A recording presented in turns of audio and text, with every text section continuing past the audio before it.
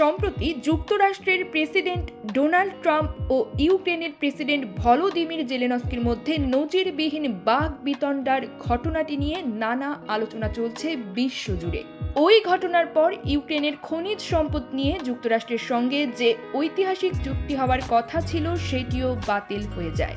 তবে president Zelensky বলেছেন যুক্তরাষ্ট্রের সঙ্গে বিরল খনিজ সম্পদ নিয়ে চুক্তি স্বাক্ষর করতে প্রস্তুত রয়েছে তার দেশ।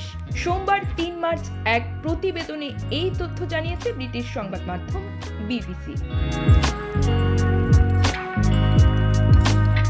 ভলোদিমির জেলেনস্কি বলেছেন, গত শুক্রবার কোনো ধরনের চুক্তি ছাড়াই হোয়াইট হাউস ছেড়ে আসলেও যুক্তরাষ্ট্র ইউক্রেন খনিজ চুক্তিতে সই করতে প্রস্তুত তার দেশ। বিবিসিকে দেওয়া সাক্ষাৎকারে তিনি বলেছেন, তিনি এখনো যুক্তরাষ্ট্রের সাথে গঠনমূলক সংলাপ করতে ইচ্ছুক। তার ভাষায়, আমি কেবল চাই ইউক্রেনের অবস্থানটা শোনা হোক। তিনি সাংবাদিকদের বলেন, আমরা চাই আমাদের অংশীদাররা মনে রাখুক এই যুদ্ধে আগ্রাসী কারা।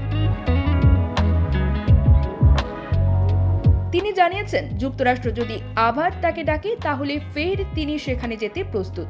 আবারও ডোনাল্ড ট্রাম্পের সঙ্গে বৈঠক করতে প্রস্তুত, কিন্তু সেই সঙ্গে নিজের শর্তও শুনিয়ে রেখেছেন জেলেনস্কি। তিনি জানিয়েছেন তার কথাও শুনতে হবে, যুদ্ধ বিধ্বস্ত ইউক্রেনের অবস্থাও বিবেচনা করতে হবে।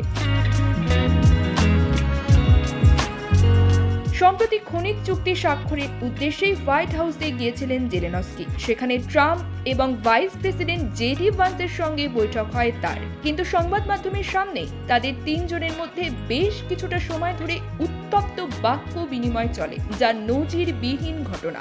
এর ফলে চুক্তি বাতিল হয়ে যায়। এমনকি মধ্যাহ্ন ভোজ না করেই হোয়াইট হাউস থেকে বেরিয়ে যান জেলেনস্কি। এই ঘটনার পর ইউক্রেনীয় এই প্রেসিডেন্ট সরাসরি ব্রিটেনে চলে যান এবং সেখানে ব্রিটিশ প্রধানমন্ত্রী কিয়ার স্টারমারের সঙ্গে বৈঠক করেন।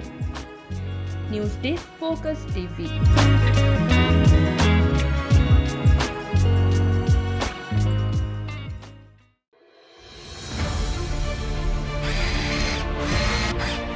আলোতে থাকুন, ফোকাসে থাকুন, হাত রাখুন প্রজন্মের হাতে।